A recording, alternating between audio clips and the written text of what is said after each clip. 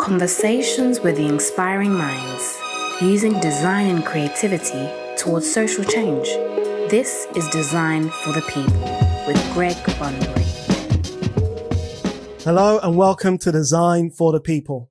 I'm your host, Greg Bunbury, and on this show, I'll be speaking to the designers, artists, creative thinkers and activists using their skills to tackle social issues, uplift communities, and make a difference in the world. For those watching on YouTube, if you're enjoying this content, please be sure to like the video and subscribe to the channel. It really helps grow our audience and amplifies our guests. Joining me on today's show is the founder of the Art Meets Culture platform, Ade Sanusi. Born and raised in Hackney, London, and of Nigerian descent, Ade is an entrepreneur, podcaster, and social media events and brand partnership specialist, boasting over 10 years experience in digital marketing. Ade uses his platform to champion, amplify, and support emerging Black creatives and artists. As a social strategist, he has produced an impressive array of campaigns across social media networks, in the process amassing over 10,000 followers across platforms. Inspired by the work of young and talented artists he found across socials, Ade was surprised their work had never been exhibited and spotted a gap in the market. So in 2014, he founded Art Meets Culture, a platform to showcase music acts and artists through live events and social media content. Ade organised 5 live shows within his first year, and from the success of those initial events, the platform has since expanded into the podcasting space, not to mention virtual events during the lockdown here in the UK. Ade, welcome to the show.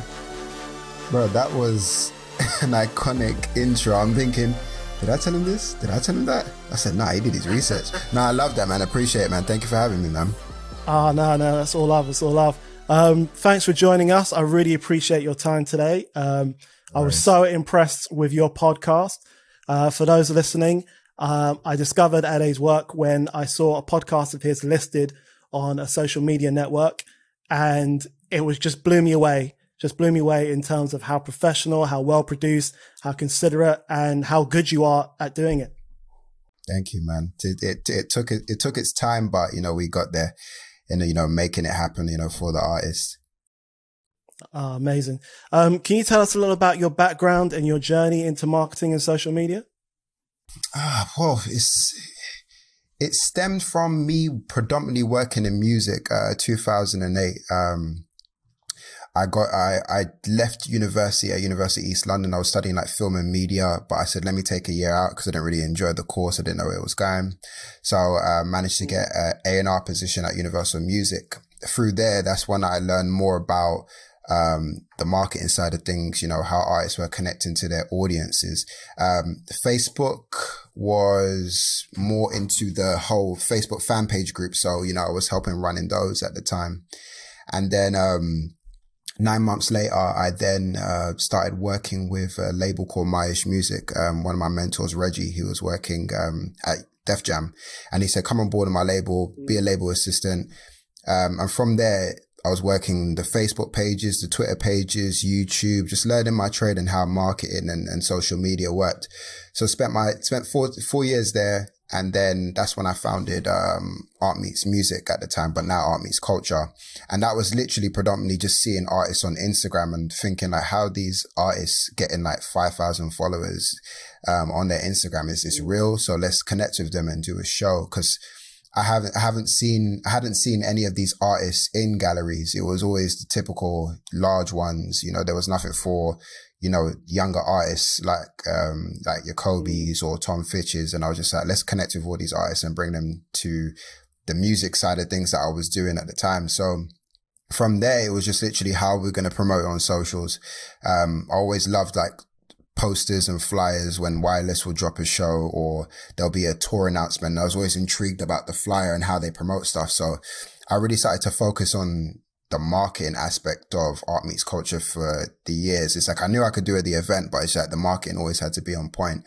So yeah, that's the marketing side of things. And then behind all of that, after leaving Myish, I then worked for Haddon PR, where I was a brand partnership manager. I worked at Complex for a little while.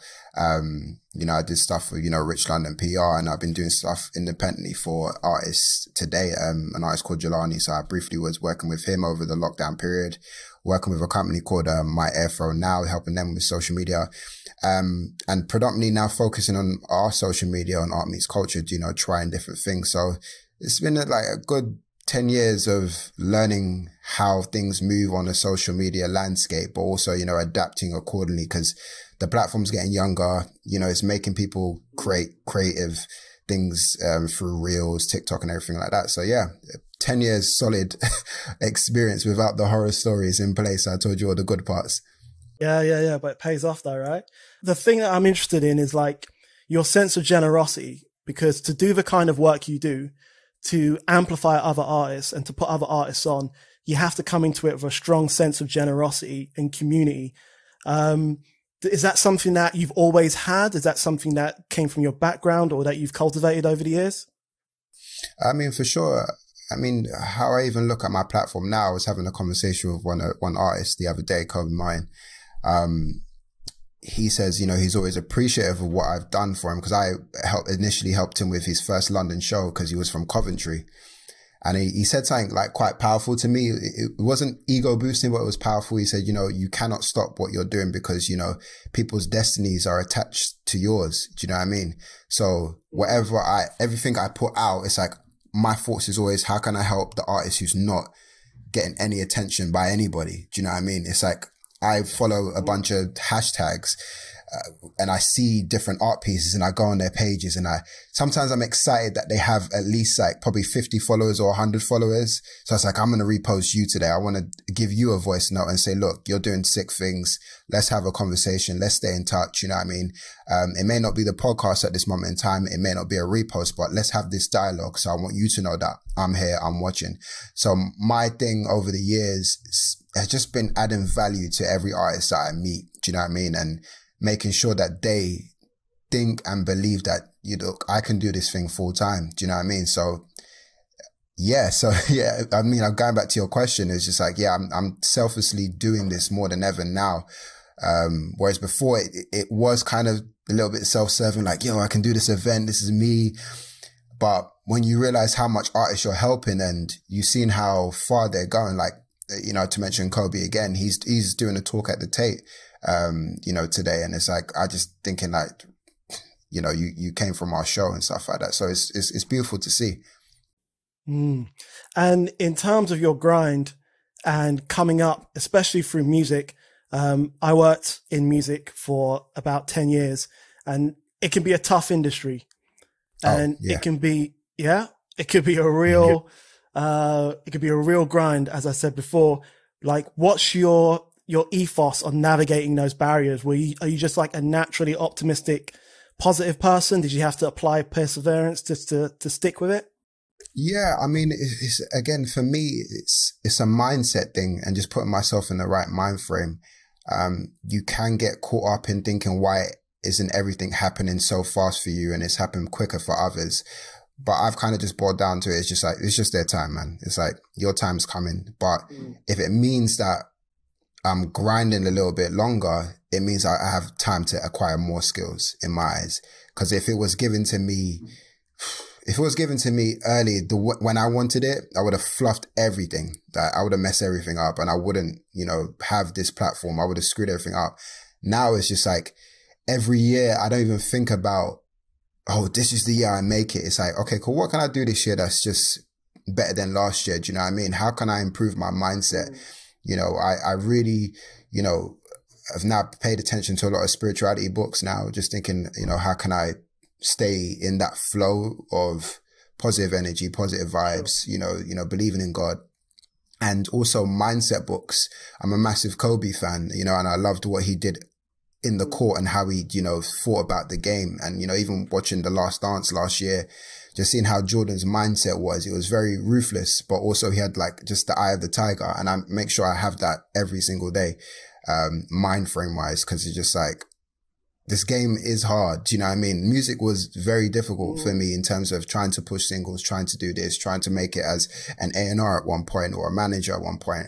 But even with art, I try not to play the games of others. I'm literally in my own game and just look, this is what I'm going to do today. This is how I'm going to add value to people. So you just have that tunnel vision at the same time. It's interesting that you brought up Kobe, because one of the things that I love about Kobe, and because everybody compares Kobe to Jordan, and they're quite comparable in terms of how they play, but in terms of the mindset, they're a little different because Kobe wasn't as naturally talented as Jordan. So Kobe had to do more. He had to be more strategic. Since we're on that strategic side of it, how was your experience taught you about effectively leveraging social media from a strategic standpoint? Because most of us just kind of use social media as consumers. But from your point, when you're looking at analytics and you're looking at optimizing posts and you're looking at keyword search, how has your experience enabled you to use that to empower both your platform and your artists? Oh, it helps. I mean, I love trying to find like the most viral thing possible that can happen for our Instagram. Do you know what I mean? I know that numbers, people say, oh, numbers don't mean stuff, but I think it matters when you want to start partnering with brands. Do you know what I mean? Who may not get the vision. So you kind of still have the vision, but also have the numbers at the same time. From last year, it was all about what sort of content can I put out? Do you know what I mean? As much as I want to do great events and have loads of people there, I'm like, we're speaking to the world essentially now. It's like the internet is allowing me to speak to people in Africa, in New York, in LA. It's just like, as much as I can do an event, I always feel as though I'm isolating these guys a little bit. What can I do to add value to these guys to make sure that they're heard? So leveraging our page to now do podcasts. We do a podcast now. It's like now it brings the audience to our page, to what we do. I have done the art review, which I started up last year, reviewing artists, not only from London, but around the world now. Leveraging audience members from their pages so they can come on our page to see what we do.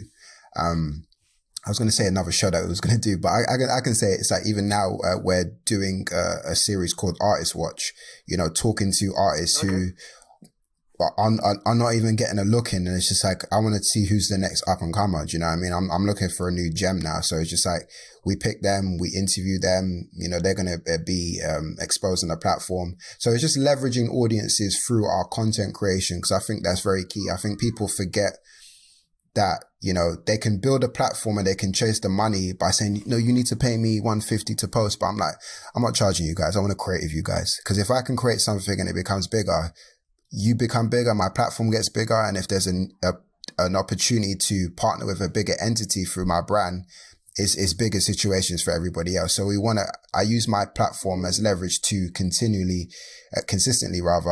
add value to the artists that we work with. Was that always your vision for Art Meets Culture, or was this something that developed over time as it grew in size? And yeah, it's something that developed. From the beginning, it was always like, I need to have the biggest event. This event needs to happen. And it was always about that. But even through doing the events, it was always about how am I going to create the experience for the audience. But call the lockdown a blessing, even though it's hard to say that with despite everything that's gone on. But, the lockdown became a blessing for the brand, where it was just like, we had to pivot. We had to adjust. It was like, being on the court, and for years you've been doing events. It's like you're shooting threes openly all the time. And then something else happens. Now you got two defenders on you every single time now. So you're going to have to adjust your game a little bit. And that's how it felt like for me. So I adjusted to making podcasts. I adjusted to do content creation. I even went and did an event management course as well. I said, when events come back, I need to be on point. So I went to go study that as well. That's amazing. What does it mean to you when you see the fruits of your labor, and when you see artists blow up, and when you see people from your community and from the diaspora that have benefited from that exposure? What does it mean to you to see that actually happen in front of you? It means everything. It's like, I don't want to say, it's like seeing your kids grow up and them doing amazing things, but it gives me good energy to know that I've put something positive out into the world, and they've latched onto it and they're just thriving from it.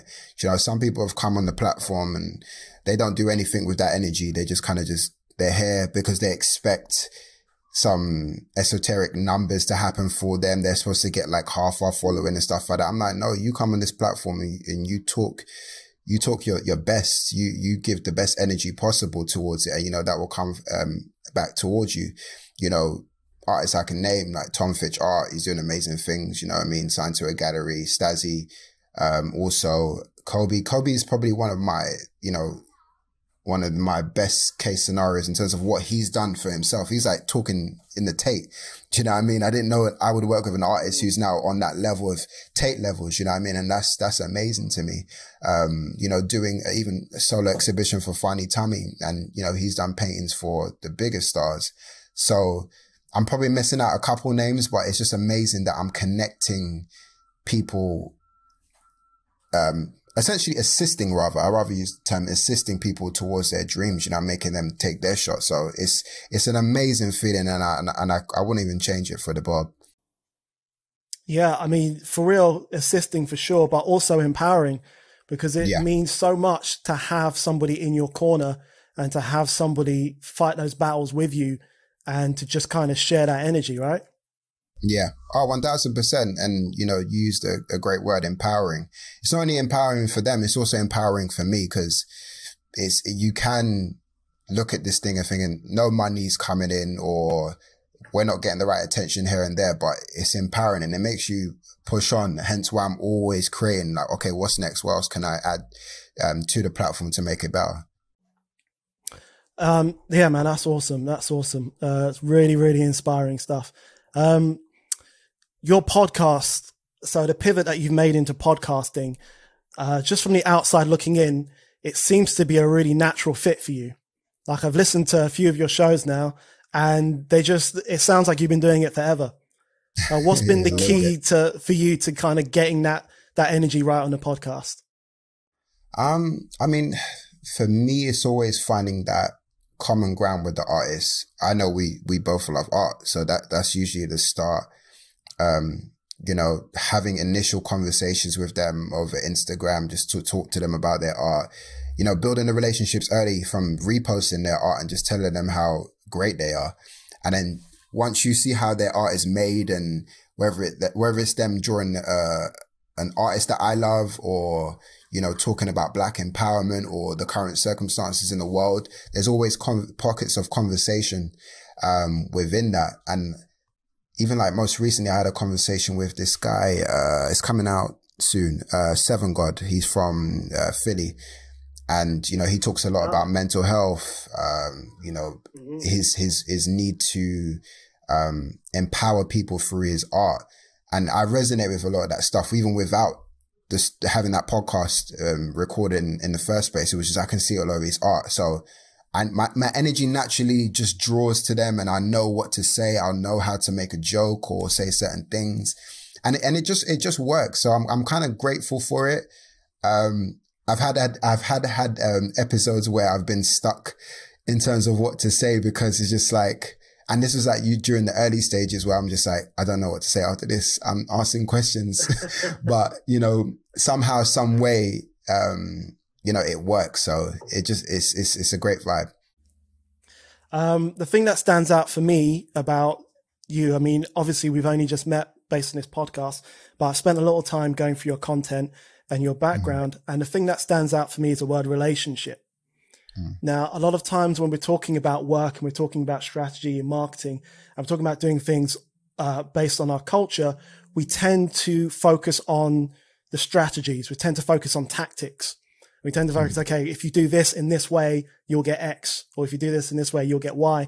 But in your case, it feels like a lot of what you've done and a lot of the success you've created has been quite organic, and it's come from a place of relationships and a place of empathy. Is that a fair assessment? Yeah, 100%. And, you know, that's just due to me trusting my skills and trusting what I am and what I can do for people. So when I'm building relationships, I'm not thinking, oh, I need to do this because of X or because of Y, or there's some, you know, big thing at the end. It's just like, listen, I know what I'm capable of, and I've never doubted myself in that remit. So when I talk to artists, it's just like, look, let's vibe, let's do something. But natural things will just happen from there, because I'll know where to place it. Do you know what I mean? But it's always with that forefront goal of just, I'm going to help this person and get it done. Like, what do you need? How can I help you? You know what I mean? do you need people to help you with like sourcing out canvases, like all sorts? So yeah, so I kind of just put strategy on the side, but focus how I can build this relationship with this artist, because I know I want to be a part of their long-term future. Do you know what I mean? Because it's, people are very grab and go. Oh yeah, we featured them. That's that. Oh, we featured them. That's that. So how can I build this long-term relationship with you? Because I want to be a part of that journey. Do you know what I mean? This is kind of maybe putting you on a spot a little bit, but it's something that I get asked a lot. Often when I'm contacted by kind of younger creatives and designers, they'll send me their portfolio and just be like, what should I do? And like, it's a hard question to answer when you don't know the person, you don't know their objectives, you don't know what they're moving towards. But if you had to put together just a couple of key points of advice for an immersion artist on how to either position themselves or where they should be headed, what would they be? One main thing that I always love, and I think it works, is storytelling. Do you know what I mean? People forget to tell their stories within their work and within their socials because they're so focused on trying to capture that viral moment. But it's within the stories. Most of the artists that I've worked with, I always preach their names because they've got amazing stories. You know, to reference Kobe again, because he does it so well, is every one of his exhibitions is about his story, a situation in his life. And I find those things so powerful. So if you're an artist coming up, yes, let's see the skills of you drawing a portrait and everything like that. But eventually you're going to have to do, and I relate to music, you're going to have to do the album that makes sense for everybody in the world, because it's just like, you can get the skillful art people to be like, oh, this looks cool. And you're just going to get artists being fans of artists. But how do you transcend on getting the common person to be like, oh, I want to buy into that. Oh, that reminds me of my mom. Oh, that reminds me of, you know, when I lost a partner, a family member. You want to pull on people's heartstrings. So that's one. Have a plan, which is another one as well. Like, if you really want to take this long term and build a business out of it, like, have a plan. Do you want to be an artist who do murals? You want to be an artist who, you know, commissions to the likes of IKEA and do like a range of stuff together and stuff like that? Or you want to do on clothes? It's like, have that strict plan to kind of take you from point A to B, because a lot of people are doing a lot of random stuff right now. And I see it and it's like, I tell them like, what's the plan, man? What are you looking to do long term?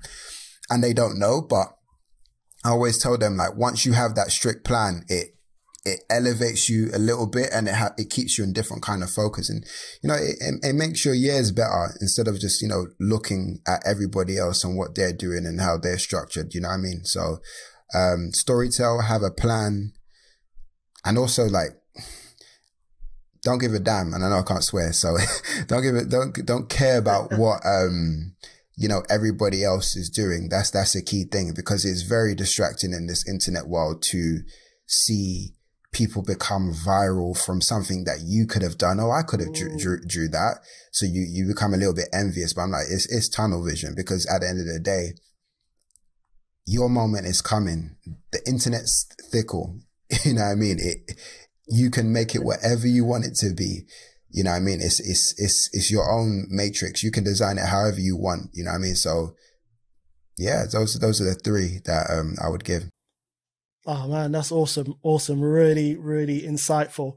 One point I want to make on that last one is that this is something that I've experienced myself as well as through, other artists is, so artists will go down a particular path, or a creative will go down a particular path, and they'll keep doing it and not finding success, or they're not getting traction. And then there'll come a point where they suddenly want to pivot and they just completely change the style, or they go off and hop on whatever's hot, whatever drawing style or whatever art style is hot. So I think the difficulty is knowing when to make that pivot, if to make to pivot at all, or whether to just keep going and keep that consistency going. Because it can be scary for artists who have been going at it for some time and they're still not getting traction. And there's that kind of idea of like, right, I need to do something else. Would you say to those artists, stay on the path, or is there a more strategic consideration for them? I mean, 1000% stay on the path, because stay on the path, but have a strategy to add elements to make it better. Do you know what I mean? Because you're always going to have to improve on that.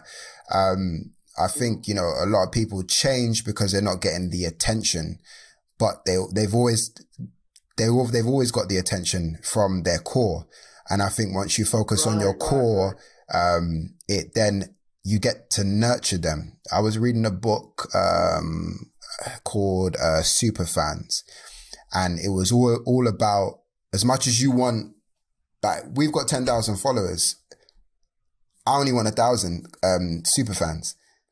And this is a secret I'm giving out. Like, you can say, oh, I want 10,000 people and I'm going to make all the money in the world, and you see people with 1 million followers. But if you have a goal of just making 1,000 people commit to you and spend at least £100 a year on you, you know exactly what you're going to make. But that's your core fans who are dedicated to you. Don't think about the other 9,000 you have to please. It's that 1,000 people that you've committed to, that you've built relationship, that you gift every month, that you add value to. Those are the things I think of in terms of thinking about the core. And it's not allowing you to adjust with, oh, those fan bases are doing this. It's like, no, focus on your core. They love you for that. So now build on that and add to it little by little. Yeah, I can second that. I think the idea is something like, for every 100 followers you have, 10 of them are genuine fans. I think it's a metric like that. So it's like, that's the crew you want to focus on. Yeah, 100%. Because I know who our core is, and I talk to them all the time. And, you know, it's DM conversations, and it's just, oh, how can I do this? I want to be a part of that. And it's great because you're nurturing that, and they will always vouch for you. So if anything goes wrong, they're fighting for you at the same time. That's amazing. And that's another really insightful point I want to make as well, is the follow-up. You mentioned there staying in contact with your core fans and going, like, always coming back to them and always having something for them to kind of create that value. So it's almost like, these are the guys you got to keep on side. Everything else is just numbers and metrics, but these are the guys that you have to take care of. 1,000%. And I think it works. It definitely works. And I think, you know, when you're not chasing the larger number, your brain kind of relaxes a little bit, because it's like, okay, cool, 1,000 is the goal, but everything else after that is a bonus. Do you know what I mean? It's a pure bonus. So I'm having fun, you know, getting to that number. Do you know what I mean? Through mailing lists, you know, constant conversations on the mailing list, and just trying to find out, okay, who's going to be more of a fan on the podcast? Who's going to be more of a fan on the YouTube? So it's like getting these fans and just guiding them into something that they're into. And then once you get those numbers up, you be like, okay, cool, this is my core audience. And then, you know, you end up building a great empire for yourself. That's awesome, man. Really appreciate that. So what's next for you? What's next for the Art Meets Culture brand? This year, it's funny that because Boris Johnson said everybody's free on the 21st, so that might have it's gonna be madness. It's gonna be I don't even know what to call it, but it's gonna be our New Year's Day that we didn't have. Do you know what I mean? I'll tell you that. But I mean, this year there should be an event happening. I wanted to keep it a surprise for the people, because, you know, they loved the last one that we did so much. We said we're going to do a part 2. More content. I'm really enjoying this whole content game. I want to reach 100 podcast episodes this year. So I'm going to work my ass off for that. And also do 100 YouTube videos this year. So it's just literally just working on building the content, building the platforms, and having different outlets for artists. And yeah, just kind of really establishing the brand much further. Because, you know, last year was a great year for us in terms of people really got to know what we're about. We did the events, and it was just, it felt more regional, but now we feel a little bit more global. Right. So, because I feel a little bit more global, it's just like I've got a mission on my hands to make everything happen accordingly. That's amazing, man. Thank you so much for joining me today. Your insights have been amazing. For everybody, you have to go and check out Ade's podcast. It's awesome. It's much better than mine, for sure. No, yours is good, man. I love it, man. I love the energy behind it, man. Don't doubt that, man. Yeah, so again, my thanks to Ade for joining me today. His work is a great example of how to properly use relationships and leverage social media and our networks to connect with those who you want to serve. This is someone to look out for in the future. Please go check him out at artmeetsculture.com or follow him on Instagram at artmeetsculture. You can find all the links mentioned in the show notes or on the full episode page, which you can find at bunbury.co/podcast. That's bunbury.co/podcast. My thanks again to Ade, and please join me next time for more inspiring conversations. Ade, thanks again, bro. Appreciate it, man. Thank you, man. Appreciate it, man. Appreciate it. You've been listening to Design for the People with Greg Bunbury.